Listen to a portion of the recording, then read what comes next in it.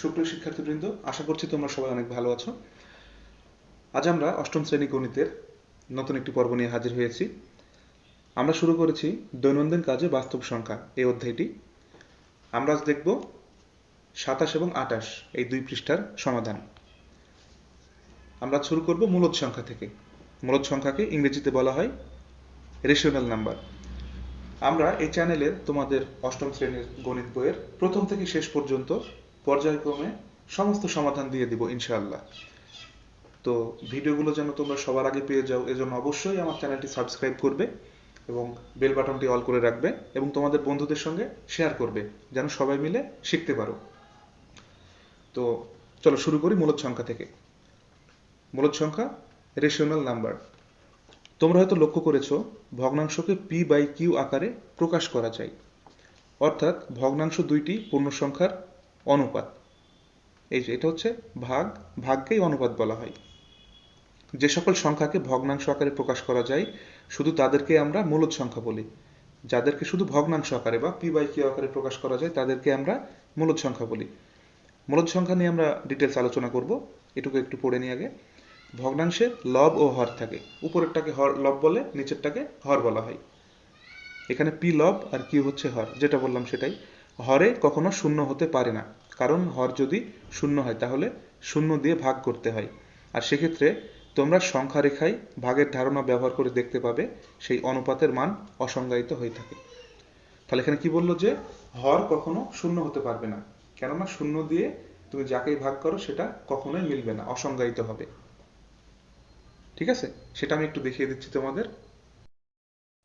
এই যে আমি 3কে শূন্য দিয়ে ভাগ করছি, ওকে? তাহলে কি হবে? 0/3।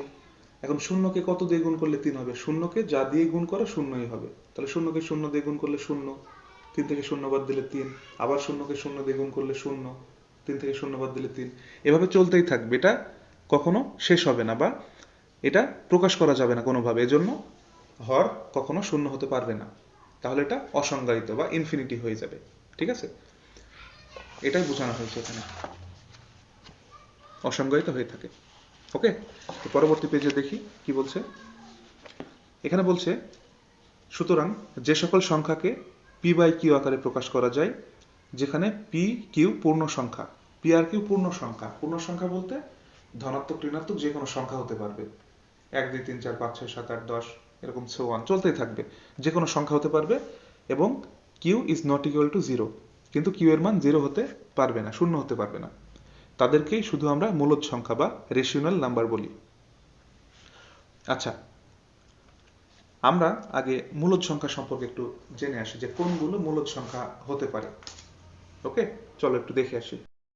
আচ্ছা, কোন সংখ্যাগুলো মূলদ সংখ্যা হতে পারে? প্রথমত হচ্ছে শূন্য। শূন্য হচ্ছে মূলদ সংখ্যা, কেননা শূন্যকে তুমি যদি যে কোনো সংখ্যা দিয়ে ভাগ করো একটা পৌনঃপুনিক পাবে, না মিললেও পৌনঃপুনিক সংখ্যা আসবে, কিন্তু এটা অসংজ্ঞায়িত হবে না। যেমন আমি একটু দেখাই তোমাদের। একটু আগে আমি কি দেখলাম? 3কে শূন্য দিয়ে ভাগ করলাম, এটা অসংজ্ঞায়িত হলো। কিন্তু আমি যদি এবার 3 দিয়ে শূন্যকে ভাগ করি তাহলে কি হয়? 3কে যদি আমি শূন্য দিয়ে গুণ করি, কত? 3 আর শূন্য গুণ করে 0, এই যে মিলে গেছে। ঠিক আছে, তার মানে আমরা লবে শূন্য ইউজ করতে পারি। ঠিক আছে, তার মানে আমরা হচ্ছে এরকম লিখতে পারি 0/3। আমরা 0/3কে এই যে ভাগ করে দেখালাম, তাহলে এটাকে পি বাই কিউ আকারে তো প্রকাশ করা যাচ্ছে, তাই না?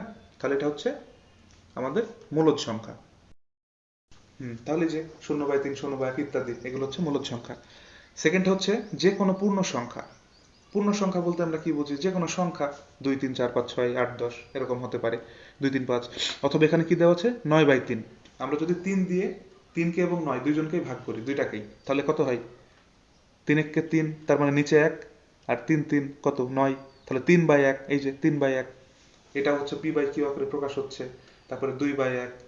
ঠিক আছে, যে কোনো পূর্ণ সংখ্যার নিচে তো 1 থাকেই, তো সেটা হচ্ছে পূর্ণ সংখ্যা বা মূলদ সংখ্যা বলতে পারি আমরা এগুলোকে। থার্ডটা হচ্ছে প্রকৃত ভগ্নাংশ। আমরা তো জানি প্রকৃত ভগ্নাংশ কাকে বলে, যে ভগ্নাংশের লব ছোট এবং হর বড়। তার মানে উপরের সংখ্যাটা বা লবটা ছোট এবং নিচের সংখ্যাটা হরটা বড় হবে, সেগুলোই প্রকৃত ভগ্নাংশ। আর প্রকৃত ভগ্নাংশগুলো মূলদ সংখ্যা।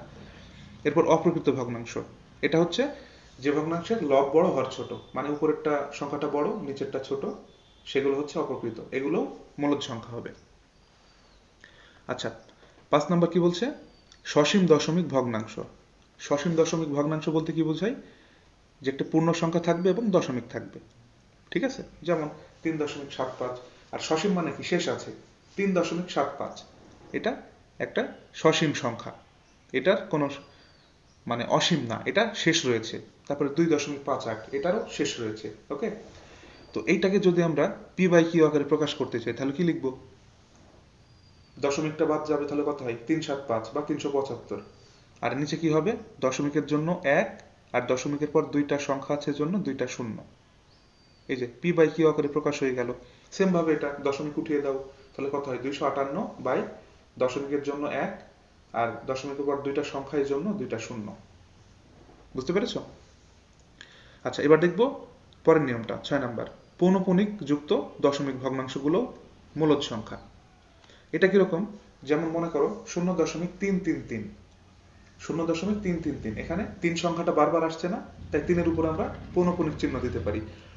আচ্ছা, এখন তুমি বলতে পারো যে এটাকে তো পি বাই কিউ আকারে প্রকাশ কিভাবে করব? পৌনঃপুনিক আছে আবার দশমিকের পর। এই যে 1/3, 1/3 মানে 3 দিয়ে যদি 1কে ভাগ করো তাহলে এটাই আসে 0.33, এরকম চলতেই থাকবে বারবার। ওকে, তাহলে পৌনঃপুনিক যুক্ত দশমিক ভগ্নাংশগুলোও মূলদ সংখ্যা। আচ্ছা, এর পরেরটা কি? এর পরেরটা হচ্ছে পূর্ণবর্গ সংখ্যাগুলো। আচ্ছা, পূর্ণবর্গ সংখ্যা আমি একটু বোঝাই। মনে করো 2 গুণ 2 কত হয়? 4। 2 গুণ 2, 2 কয়বার গুণ করছি আমরা? 2 বার, এজন্য 2 এর উপর আমরা স্কোয়ার দিতে পারি, 2 এর উপর পাওয়ার 2 দিতে পারি। 2 গুণ 2 ও 4, 2 এর উপর স্কোয়ার করলেও 4। ঠিক আছে? তো এজন্য এইটাকে বর্গমূল যদি করি, এটাকে বলা হয় রুট বা বর্গমূল। 4কে বর্গমূল করলে হয় 2। তার মানে যেসব সংখ্যাকে বর্গমূল করলে একটা পূর্ণ সংখ্যা পাওয়া যায় সেগুলোই হচ্ছে পূর্ণবর্গ সংখ্যা। ঠিক আছে? তারপর এখানে হচ্ছে 16, 4 স্কোয়ার, তাহলে 16কে বর্গমূল করলে কত হয়? 4 হয়। ওকে, তাহলে এগুলো হচ্ছে মূলদ সংখ্যা। এরপরের নিয়মটা কি? পূর্ণ ঘন সংখ্যা। আগেরটা ছিল বর্গ, এটা হচ্ছে ঘন। বর্গ মানে 2 বার গুণ করা, ঘন মানে 3 বার গুণ করা। যেমন 3কে যদি আমি 3 বার গুণ করি কত হয়? 27। সেম ভাবে ওইটা না লিখে আমি 3-এর উপর পাওয়ার 3 দিলাম, বা 3 কিউব মানে 27। তো এটাকেও সেম ভাবে হচ্ছে আমরা ঘনমূল, এটাকে আমরা বললাম হচ্ছে বর্গমূল। ওকে, এই যে √4কে বর্গমূল করে আমরা পেয়েছি হচ্ছে 2। আর আমরা এখানে হচ্ছে 27কে যদি ঘনমূল করি, বা 27-এর বদলে কত লিখতে পারি? 3 কিউব। একে যদি ঘনমূল করি তাহলে এই যে এই পাওয়ার 3 আর এই যে রুটের এই 3 কেটে গেলে 3ই চলে আসে। ওকে, বা আমরা যদি এক কথায় ঘনমূল করি তাহলে ঘনমূলের সংখ্যাগুলোও হচ্ছে মূলদ সংখ্যা। বিষয়টা একটু আমি ক্লিয়ার করে বলি তোমাকে। মনে করো এরকম আছে, ঠিক আছে? রুটের মান হাফ, কিন্তু রুটের উপর যদি কোনো সংখ্যা থাকে, রুটটা উঠিয়ে আমরা 1/তত লিখব। তাহলে এখানে কি আছে? রুটের মধ্যে 3-এর উপর পাওয়ার 3 আছে, তাহলে 3-এর উপর পাওয়ার 3 দিলাম, আর রুটের উপরে যে 3 আছে বলে 1/3 হয়ে গেল। ওকে, এবার আমাদের ভিত্তিটা কি বলতো? 3 না, ভিত্তির উপর পাওয়ার হচ্ছে 2টা, 1 2। ভিত্তির উপরে ডাবল পাওয়ার, ডাবল পাওয়ার থাকলে কি করতে হয়? গুণ করতে হয়। এই 3টা উপরে না নিচে? উপরে, একা আছে মানে উপরে, তাহলে 3 3, আর এই 3টা নিচে আছে 3, তাহলে 3 3 কাটলে কত হয়? 1। তাহলে 3-এর উপর থাকছে 1, 3-এর উপর 1 মানে হচ্ছে 3। তাহলে বোঝা গেছে? এটা থেকে আমরা 3 পেয়ে যাচ্ছি। তাহলে কোনো ঘন সংখ্যাকে ঘনমূল যদি করি আমরা, তাহলে সেটা হচ্ছে মূলদ সংখ্যা, বা ঘনমূল করে যদি পূর্ণ সংখ্যা পাওয়া যায় তবে সেটা মূলদ সংখ্যা। আশা করছি তোমরা বুঝতে পেরেছো। তো এগুলোই ছিল মোটামুটি মূলদ সংখ্যার বিষয়গুলো। চলো এবার আমরা আবার একক কাজে চলে যাই। আচ্ছা, এখানে কি বলছে দেখো তো একক কাজটা। বলছে শূন্য কি মূলদ সংখ্যা? মূলদ সংখ্যা হলে পি বাই কিউ আকারে প্রকাশ করো। আচ্ছা, আমরা তো দেখলাম এই যে শূন্য অবশ্যই মূলদ সংখ্যা, তাও ব্যাখ্যাটা একটু দিয়ে আসি আমরা। কি লিখবো আমরা? যে হ্যাঁ, শূন্য একটি মূলদ সংখ্যা। তাহলে লিখবো আমরা হ্যাঁ, শূন্য একটি মূলদ সংখ্যা। ওই যে উদাহরণ দিয়ে দেব, যে শূন্যকে 0/3, 0/7 ইত্যাদি লেখা যায়। এখানে এই যে p/q, পিটা হচ্ছে শূন্য কিন্তু কিউটা শূন্য না, আমাদের শর্ত ছিল কিউ এর মান শূন্য হতে পারবে না, নিচের মানটা এই যে লিখে দিলাম, এই জন্য এটা মূলদ সংখ্যা। পরেরটা কি বলছে, যে কোনো পূর্ণ সংখ্যা কি মূলদ সংখ্যা? মূলদ সংখ্যা হলে p/q আকারে প্রকাশ করো। বলছে যে কোনো পূর্ণ সংখ্যা, আমরা অলরেডি দেখে এসেছি যে কোনো পূর্ণ সংখ্যাই হবে কি মূলদ সংখ্যা। এই যে পূর্ণ সংখ্যা বলতে 2, 3, 5 বা যে কোনো ভগ্নাংশ যেটাকে ভাগ করা যায়, ঠিক আছে? যেমন 2কে 2/1 লেখা যায়, 3কে 3/1 এরকম লেখা যায়। তাহলে যে কোনো পূর্ণ সংখ্যাই হচ্ছে মূলদ সংখ্যা। আমরা ব্যাখ্যাটা দিব। হ্যাঁ, যে কোনো পূর্ণ সংখ্যা মূলদ সংখ্যা। যেমন আমরা কি লিখতে পারি, 5/1, 15/3, ঠিক আছে? 5/1, আর এখানে যদি 3 দিয়ে 15কে ভাগ করি কত হয়? 5 হয় উপরে আর নিচে 1 হয়। এই তো হয়ে গেল। এরপরেরটা কি বলছে, সসীম দশমিক সংখ্যা কি মূলদ সংখ্যা? 0.21 এবং 2.01 সংখ্যাকে p/q আকারে প্রকাশ করো। সসীম দশমিক সংখ্যা, এই যে আমরা দেখে এসেছি অলরেডি যে সসীম দশমিক সংখ্যা হচ্ছে মূলদ সংখ্যা। এই যে সসীম দশমিক সংখ্যাকে এইভাবে লেখা যায়, ঠিক আছে? তো এবার দুইটা সংখ্যা দিয়েছে, বলছে এটাকে p/q আকারে লেখো। তো চলো আমরা লিখি। প্রথম সংখ্যাটা 0.21, তাহলে দশমিক বাদ দিয়ে কত থাকে? 21। আর এই দশমিকের জন্য 1, আর পরে দুইটা সংখ্যা, তাই দুইটা শূন্য। এখানে p হচ্ছে 21, q হচ্ছে 100। ওকে, এখানে দশমিক বাদ দিলে 201 বাই নিচে হচ্ছে দশমিকের জন্য 1 আর দুইটা সংখ্যার জন্য দুইটা শূন্য। এখানে p মানে 201, q মানে হচ্ছে 100। এই যে আমাদের একক কাজটি হয়ে গেল। আশা করছি বুঝতে পেরেছো। আচ্ছা, এবার বলো তো, পৌনঃপুনিক দশমিক সংখ্যাকে কি ভগ্নাংশ আকারে প্রকাশ করা যায়? এসো চেষ্টা করে দেখি। এখানে আমরা অজানা রাশির একটুখানি ব্যবহার শিখব। এটা আমরা একটু দেখি। সমস্যা বলছে 0.3, 3-এর উপর পৌনঃপুনিক চিহ্ন রয়েছে। তার মানে কি লিখতে পারি? 0.333, যার মাথার উপর পৌনঃপুনিক থাকে সেটা চলতেই থাকে আজীবন, অসীম। সংখ্যাটিকে ভগ্নাংশ আকারে প্রকাশ করো, সেটা বলছে। আচ্ছা, আমরা ধরে নিলাম যে ধরে নিলাম ক সমান 0.333, ঠিক আছে? তাহলে 10 ক আমরা সমানের বাম এবং ডান উভয় পক্ষকেই 10 দিয়ে গুণ করেছি। তাহলে ককে 10 দিয়ে গুণ করলে হয় 10 ক, আর 0.333কে 10 দিয়ে গুণ করলে হয় 3.333। ওকে, এখন আমরা 10 ক থেকে একটা ক বিয়োগ করে দেখব, বা এইটা থেকে এটা বিয়োগ করব। তাহলে সমানের বাম থেকে সমানের বাম বিয়োগ হবে, তার মানে সমানের বামে আছে 10 ক আর এখানে সমানের বামে আছে একটা ক। তাহলে 10 ক, 10 কর নিচে একটা ক, আর ডানের নিচে সমানের ডানের নিচে ডানেরটা বসবে। তাহলে 3.333 আর এখানে 0.333। তাহলে 10টা ক থেকে একটা ক বাদ দিলে কয়টা থাকে? 9টা ক থাকে। সমান 3 থেকে 0 বাদ দিলে কত? 3।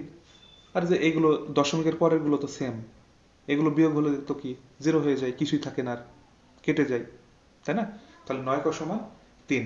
তাহলে আমরা 9 আর ক কি অবস্থায় আছে? গুণ অবস্থায়, তাই না? 9 আর ক গুণ অবস্থায় আছে। এখন যদি আমি ক সমান বের করতে চাই, তাহলে 9টা ডানে এসে কি হয়ে যাবে? ভাগ হয়ে যাবে। তাহলে ক সমান 3-এর নিচে 9টা ভাগ হয়ে গেল। এই যে দেখো, ক সমান 3/9। এখন 3 দিয়ে যদি ভাগ করো, 3 1-কে 3, 3 3-কে 9, তাহলে ক সমান পেলাম 1/3। তাহলে আমরা কি লিখতে পারি? 0.333 ডট ডট ডট চলতে থাকবে, ইকুয়াল টু কত লিখতে পারি? 1/3। এটা আমাদের সমাধান। আশা করছি বুঝতে পেরেছ। আচ্ছা, একদম শেষ লাইনে কি বলছে একটু দেখো তো। বলছে শূন্য সকল পূর্ণ সংখ্যা, সসীম দশমিক সংখ্যা এবং পৌনঃপুনিক দশমিক সংখ্যা মূলদ সংখ্যা। আমরা অলরেডি দেখেছি যে মূলদ সংখ্যা কোনগুলো হতে পারে, সো এটা নতুন করে দেখার কিছু নেই। পরবর্তী পৃষ্ঠা একটু দেখি কি বলছে। এখানে একটি বিষয় লক্ষ্য রাখতে হবে যে যেহেতু পূর্ণ সংখ্যা ধনাত্মক এবং ঋণাত্মক হতে পারে, সুতরাং মূলদ সংখ্যাও ধনাত্মক এবং ঋণাত্মক হতে পারে। আচ্ছা, ধনাত্মক বলতে কি বুঝি আমরা? প্লাস যুক্ত সংখ্যা, আর ঋণাত্মক বলতে বুঝি মাইনাস যুক্ত সংখ্যা। তো আমরা কি দেখলাম? এই যে যে কোনো পূর্ণ সংখ্যা, যে কোনো পূর্ণ সংখ্যা মূলদ সংখ্যা, +2 +3 +5, সেম ভাবে -2 -3 -5 কেও আমরা লিখতে পারি। কেননা খেয়াল করে দেখো, এখানে এখানে যদি আমি লিখি, ধরো -2 লিখলাম এখানে, ওকে, -2, -2। তো এর নিচে যদি 1 দেই কোনো সমস্যা আছে? কোনো সমস্যা নেই। তাহলে এটা কি p/q আকারে প্রকাশ করা গেল। ঠিক আছে? তারপরে মনে করো -9/3। 3 একে 3, 3 3 9। তাহলে কি হয়? -3 আর নিচে 1। এটাও p/q আকারে প্রকাশ করা যায়। ওকে? তাহলে আমরা কি করতে পারি? পূর্ণ সংখ্যা ধনাত্মক ঋণাত্মক হতে পারে, তাই মূলদ সংখ্যাও ধনাত্মক ঋণাত্মক হতে পারে। তো আজকে এই পর্যন্তই, যেহেতু ভিডিওটা অনেক লম্বা হয়ে গেছে। আবারও বলছি, যারা ভিডিওটি আমাদের চ্যানেলটা এখনো সাবস্ক্রাইব করোনি, অবশ্যই খুবই দ্রুত চ্যানেলটি সাবস্ক্রাইব করে রাখবে, নোটিফিকেশনের বেল বাটনটি অল করে রাখবে, বন্ধুদের সঙ্গে শেয়ার করবে। আর আমি আমার ডেসক্রিপশন বক্সে আমার টোটাল যে আছে, ফেসবুক গ্রুপ পেজ বলো, ইনস্টাগ্রাম পেজ বলো, গ্রুপ বলো, সব লিঙ্ক দিয়ে রাখবো, তোমরা অবশ্যই জয়েন হয়ে থাকবে। তো আজকের মতো এই পর্যন্তই। আল্লাহ হাফেজ।